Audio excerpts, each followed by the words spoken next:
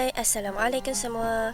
Bersama saya Ustazah Sofia. Okey, hari ni kita akan belajar perkara tafsir, iaitu tajuk yang pertama, dakwah secara berhikmah. Sebab diturunkan ayat, Al-Imam Jalaluddin As-Suyuti dan Jalaluddin Al-Mahalli menyatakan di dalam kitab Tafsir Al-Jalalain, iaitu ini diturunkan sebelum turunnya ayat perintah memerangi kaum musyrikin, berikutan peristiwa syahidnya Saidina Hamzah radhiyallahu anhu di dalam medan Uhud. Beliau telah dibunuh dengan sungguh kejam oleh kaum musyrikin. Apabila Rasulullah SAW melihat kejadian itu, baginda bersabda, "Aku akan bunuh 70 orang daripada kalangan mereka untuk menuntut balasan atas kematian wahai Hamzah." Mari kita tengok tafsiran ayat pula. Dalam ayat ini, Allah Subhanahu wa taala memerintahkan kepada Rasulullah SAW supaya menyeru dan berdakwah kepada kaum kafir Quraisy agar mereka mengikuti agama Islam, iaitu agama yang benar di sisi Allah Ta'ala. Kerana satu-satunya jalan untuk mencapai keridaan Allah adalah dengan menganuti serta mengamalkan ajaran Islam, sebagaimana firman Allah Ta'ala dalam surah Al-Imran ayat 19. A'udzu billahi minasy syaithanir rajim. Innad dina 'indallahil Islam.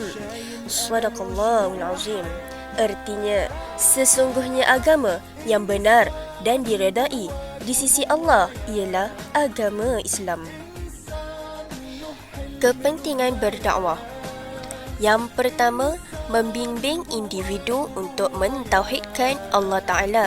Yang kedua, memberi nasihat dan peringatan supaya beristiqamah mengamalkan segala suruhan Allah dan meninggalkan yang dilarang.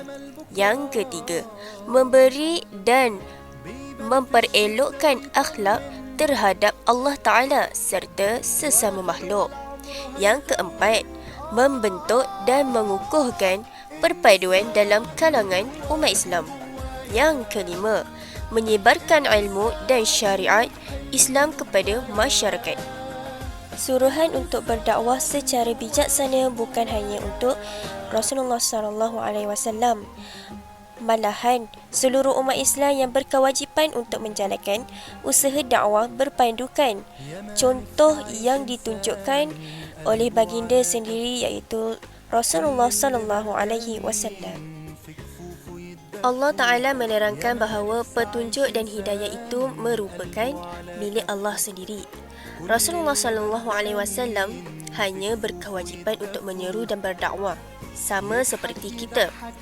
Tetapi tidaklah menjadi satu kesalahan kepada Rasulullah SAW dan begitu juga kepada para pendakwah apabila orang yang diseru atau dinasihati tidak menuruti nasihat dan petunjuk yang telah diberikan, kerana Allah Ta'ala jualah yang lebih mengetahui siapa yang di kalangan hamba-Nya akan terus dalam kesesatan dan siapa pula yang akan mendapat petunjuk dan hidayah. Di akhirat kelak, Allah akan membalas setiap amalan mereka sesuai dengan apa yang mereka telah lakukan di dunia ini. Tugas menyampaikan dakwah merupakan ibadah yang amat dituntut dalam Islam. Allah Ta'ala berfirman dalam surah Al-Imran ayat 104 yang bermaksud, "Dan hendaklah ada di antara kamu satu puak yang menyeru berdakwah kepada kebajikan, mengembangkan Islam dan menyeru berbuat segala perkara yang baik serta melarang daripada segala yang salah, buruk dan keji, dan mereka yang bersifat demikian itu ialah orang yang berjaya." Pengajaran ayat tersebut menerangkan bahawa umat Islam ialah agama yang hak dan diredai oleh Allah Subhanahu Wa Taala, Sesiapa yang memilih selain daripada agama Islam, maka mereka memilih kesesatan yang jauh daripada rahmat Allah. Yang kedua, umat Islam wajib melaksanakan tuntutan berdakwah kerana agama Islam tersebar dan tertegak melalui dakwah yang berkesan. Yang ketiga, umat Islam wajib melengkapkan diri dengan pelbagai ilmu dan kemahiran untuk digunakan pada jalan dakwah. Yang keempat, kepelbagaian pendekatan dakwah boleh dilakukan, tetapi haruslah dengan cara yang bersesuaian dan bijaksana. Yang kelima, hidayah itu adalah milik mutlak Allah Ta'ala.